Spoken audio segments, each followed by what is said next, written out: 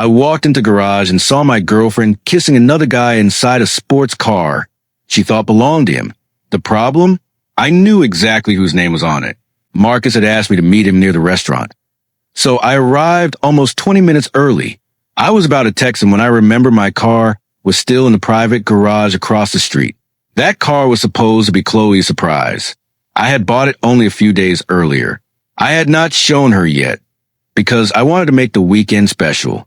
Earlier that afternoon, Ryan had stared at the key in my hand like a kid looking through a toy store window. Come on, Ethan, just one drive. No, one short drive. You said that 5 minutes ago. Because you keep saying no, I laughed to spite myself. You are unbelievable. So that means yes? It means bring it back without a scratch. Ryan grinned and snatched the key from my palm. You worry too much. He knew exactly whose car it was. Chloe did not.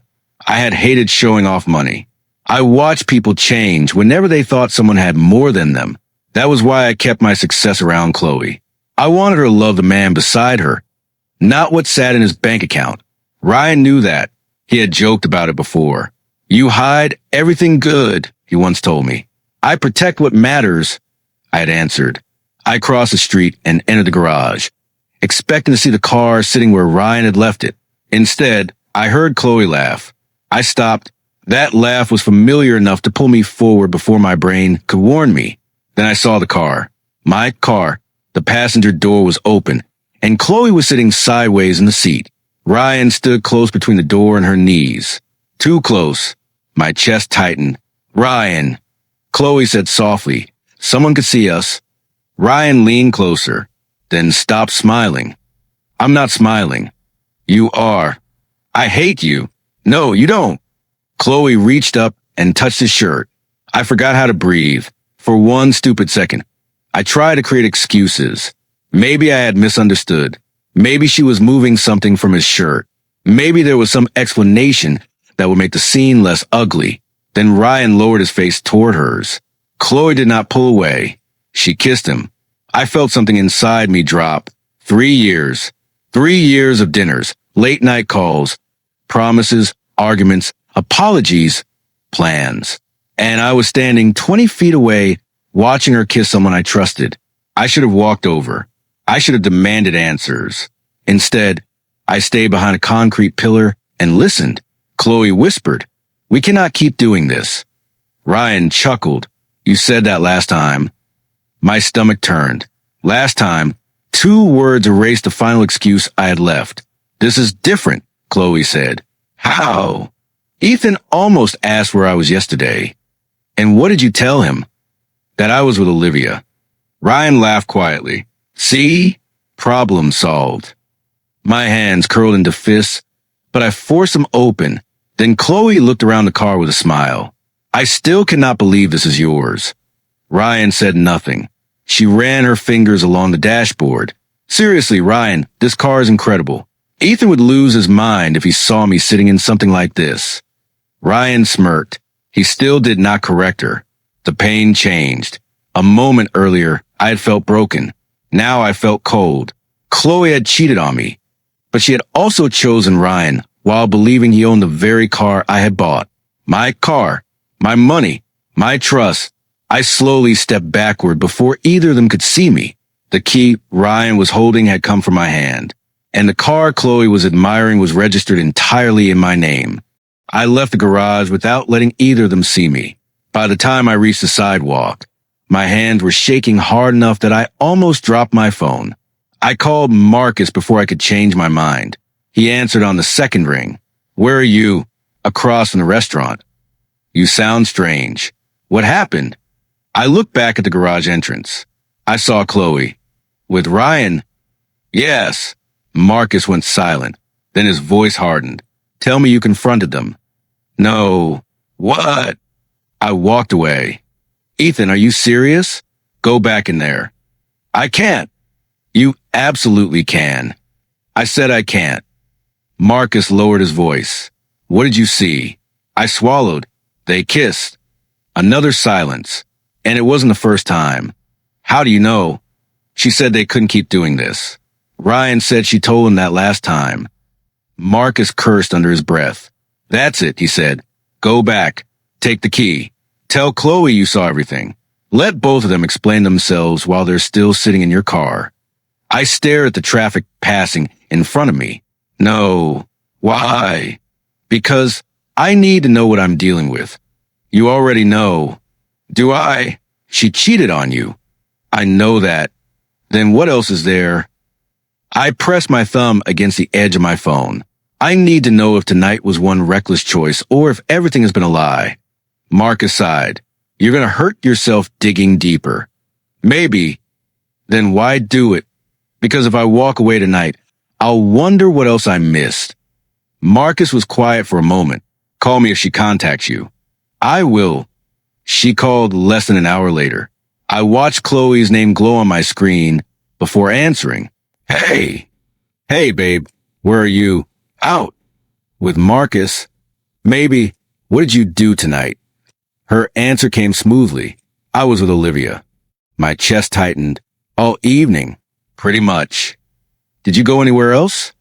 No. Why? Just asking. She laughed softly. You sound weird. I'm tired. Well, Olivia kept me talking forever. I closed my eyes. You sure that's where you were? A pause. Then, yes. Why wouldn't I be? I gave her one more chance. Nothing you want to tell me? No. Should there be? The ease of it hurt more than the kiss. No. I said quietly. Good night. Love you. I stared at the dark screen after the call ended. I want to call her back and tell her exactly what I had seen. For several seconds, my finger hovered over her name. Marcus had been right about one thing. I could end it. But Chloe had lied without hesitation. That frightened me more than anger did. If I confronted her now, I would only hear the version she invented after getting caught. I wanted the version she chose when she believed I knew nothing. So I put the phone down. Minutes later, another message appeared. Ryan, bro, any chance I can borrow the car again tomorrow? I almost laughed. Instead, I typed for what? Got a date. Need to make an impression. My jaw tightened. Fine. One condition. You bring it back exactly when I say, and I keep the spare key. Deal. Marcus called again after I sent the reply. You're letting him take it again? Yes. That's insane. No. Then explain it.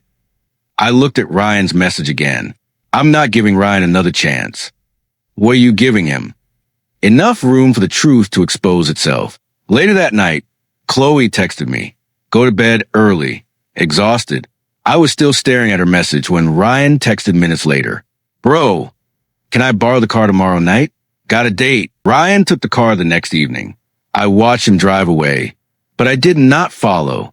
Marcus looked at me like I had lost my mind. You're really staying here? I already know Chloe is cheating. That doesn't mean you shouldn't see where he takes her. What would that change? Marcus folded his arms. Maybe you catch him again. I don't need another kiss to prove the first one happened. He stared at me for a second, then nodded. So what you try and prove? I looked toward the empty parking space. Why does Chloe think the car is his? Marcus frowned. Then I started thinking about the last few weeks. Do you remember when Chloe asked about Ryan's business? Marcus raised an eyebrow. What business? Exactly. I rubbed my jaw. She kept saying he was doing well. She talked about his lifestyle, the places he went, the things he could afford. Marcus leaned against the wall. She said that around you? More than once. And you never questioned it? I thought she was making conversation. Marcus shook his head. Ethan, you hide everything about yourself. Half the time, people don't even know what you own. The words irritated me because they were true. I remembered something.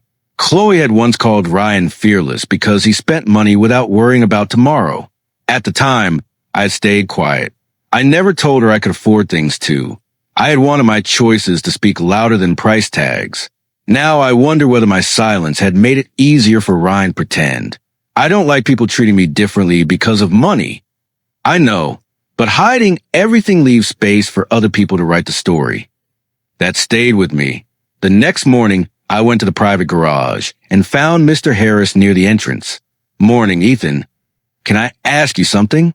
Sure. I pointed toward my parking spot. When Ryan takes my car, how does he act around people? Mr. Harris looked confused. What do you mean? Does he tell people it belongs to him? Mr. Harris hesitated. I thought it did. My stomach tightened. You thought I sold it? Yes. He has brought that young woman here more than once. Other people too. Chloe? I don't know her name. What does he say? Mr. Harris rubbed the back of his neck. Things like, I just got it, or I'm still getting used to the power. I assumed you transferred it to him. I went cold. Ryan had not just let Chloe misunderstand once. He had built a whole image around my car, maybe around more than my car. That evening, Chloe finally stopped pretending. I've been seeing Ryan. I stared at her. For how long? She looked away. Long enough. Why? Ethan, I didn't plan this. That doesn't answer me. She crossed her arms. I just got tired. Of what? Waiting for you to become something. The words landed harder than I expected. I thought I already was something. You know what I mean. No. Say it. She exhaled sharply. I want a man who is going somewhere. I almost smiled, but there was nothing funny about it. So Ryan is going somewhere? Yes. What makes you think that? He has ambition. What does he own, Chloe? Her expression changed. Why are you asking that? Just answer me. She lifted her chin. He has his business, his lifestyle, that car. I looked directly at her. The car. Yes. Then she gave me the look that finally told me how little she understood. Ryan built something for himself. Maybe you should learn from him. I almost laughed because she was standing beside the man who actually owned everything she was praising. Ryan showed up the next afternoon with Chloe beside him. He walked toward me like nothing had changed. Ready to hand over the keys? I looked at Chloe. She avoided my eyes. Then I looked back at Ryan. No. His smile paused. What? I said no. Ryan laughed once. Come on, Ethan. Don't be dramatic. I want my key back. Chloe frowned. Your key? Ryan shoved one hand into his pocket. Seriously? You're doing this now? Yes. He glanced at Chloe, then back at me. It's just a car. Then give me the key. He tried to smile again. Man, you're acting like I stole it. I held out my hand. You borrowed it. That ends today. Chloe looked between us. What is he talking about? Ryan said nothing. That silence mattered more than any excuse could have. Until that moment, Chloe still seemed to be waiting for him to laugh, explain everything, and restore the version of him she had chosen to believe. He did not even try. I took my spare key from my pocket and pressed a button. The car lights flashed. Chloe stared at the sports car, then at me. No. I walked to the driver's door and opened it. What are you doing? Showing you. I reached into the glove compartment, pulled out the registration, and handed it to her. She looked down. Her face changed. Ethan Cole. Ryan stayed silent. Chloe looked at me again. This is some kind of joke. It isn't. You put your name on this? No. My voice stayed calm. I bought the car. I paid for it. I insured it. Ryan borrowed the key because he begged me to let him drive it. Chloe turned toward him. Ryan, he rubbed his jaw. Don't make this bigger than it is. You told me this was yours. I never said those exact words. You let me believe it. You wanted to believe it. Her face tightened. What else did you lie about? Ryan's confidence finally cracked. Maybe ask yourself why you never checked. What does that mean? It means you saw the car, heard a few things, and decided I had money. You talk about your lifestyle, and you filled in the rest.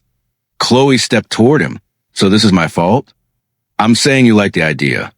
And you liked letting me believe it. Because you never asked enough questions. I watched them tear into each other, and something became painfully clear. Whatever they had built was not trust. It was appearance. Chloe finally turned back to me.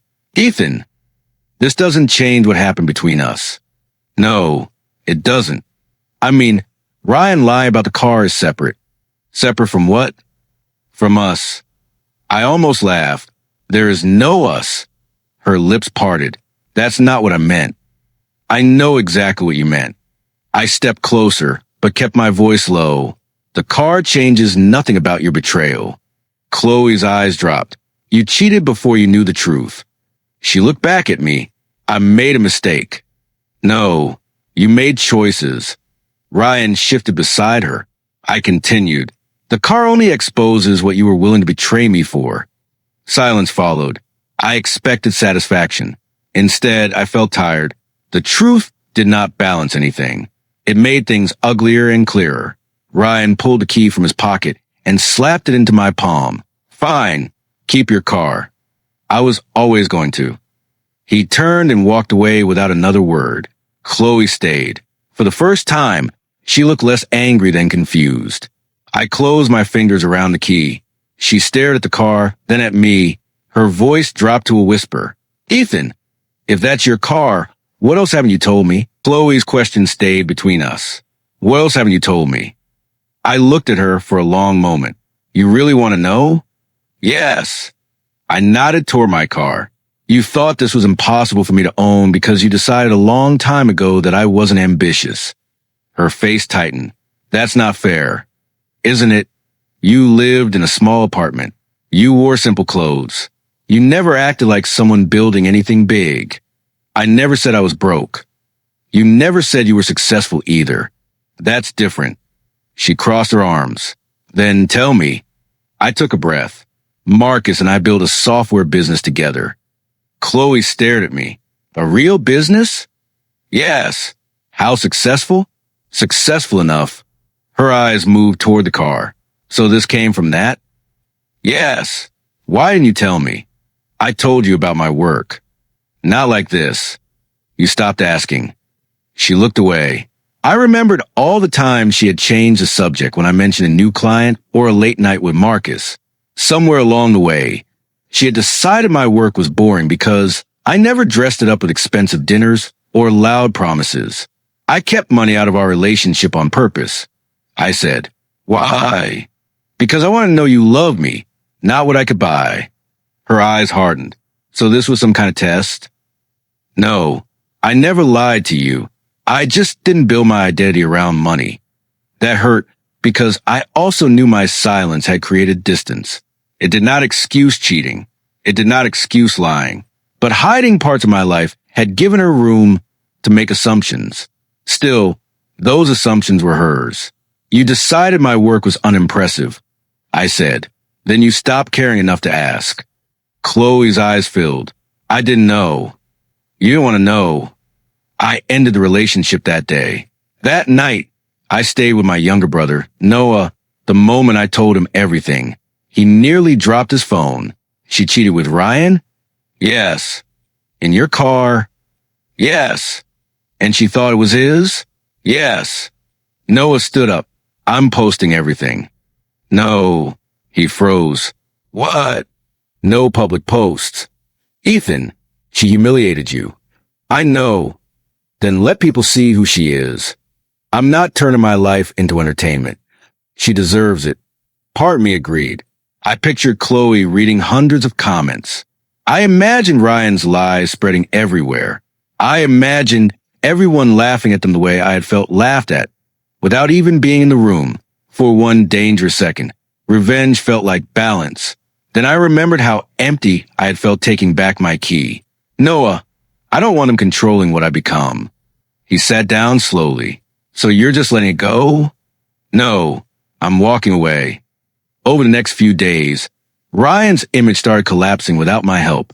Daniel Mercer, his older cousin, finally told the truth. The apartment Ryan keeps calling his? Daniel said, it belongs to the family. I stared at him.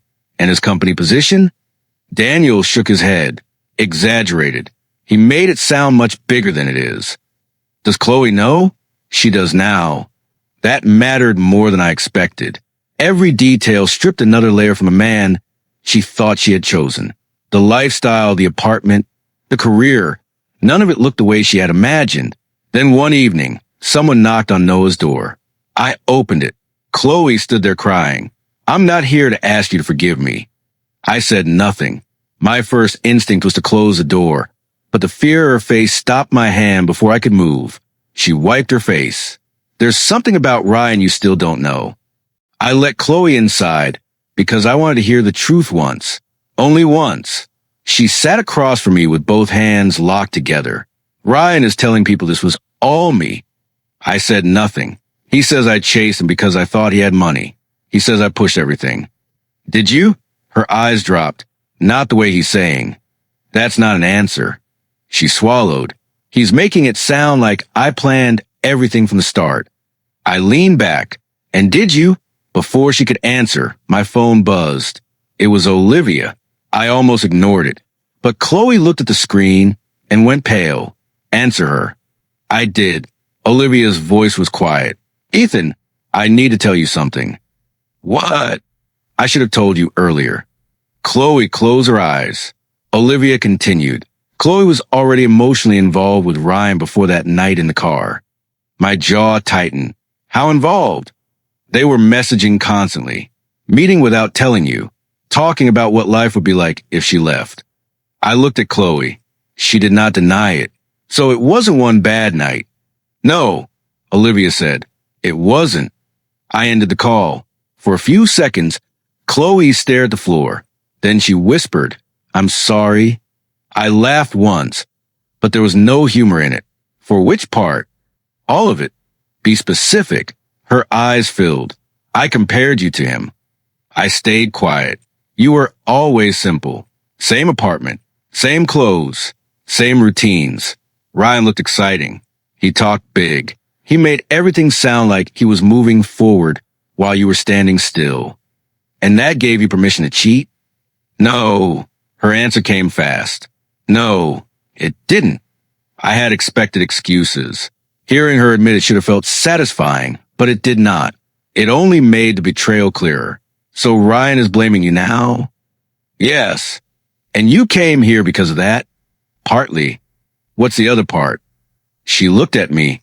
I'm tired of lying about why I did it. That answer hurt because I believed her. This time, that stopped me. For the first time, she was not blaming my privacy, my work, or Ryan's lies. She wiped her face. I made those choices. You didn't make me do anything. The old part of me wanted to move closer. I knew how to comfort her. I had done it for years. My body almost followed the habit before my mind stopped it. I stayed where I was. That hurt more than anger. Later, I met Sarah through work.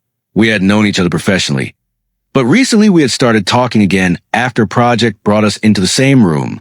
She noticed I was distracted. Bad day? Complicated one.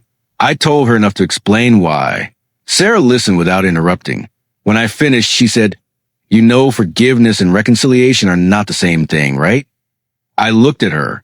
Meaning, you can forgive someone and still decide they don't get access to you anymore. That sounds easier when you say it. It probably isn't easy. I smiled faintly. No, but boundaries aren't punishment. That stayed with me. I did not want to ruin Chloe publicly. I did not want to destroy Ryan. But I also refused to protect either of them from the consequences they created. If Ryan's lies collapsed, that was his problem. If Chloe regretted her choices, that was hers. I could care without rescuing. I could remember without returning. When I saw Chloe again, she looked calmer. I know I can't ask you to fix this. No, I know. She took a slow breath. Then she looked directly at me. If I had known the car was yours, would we still be together? No. Chloe stared at me. If I had known the car was yours, would we still be together? No. Her face fell. You answered that fast. Because the answer isn't complicated. She swallowed. Why? Because if knowing about my money would have stopped you from cheating, that would make everything worse. She looked down. I don't understand. I needed someone who chose me before knowing what I owned.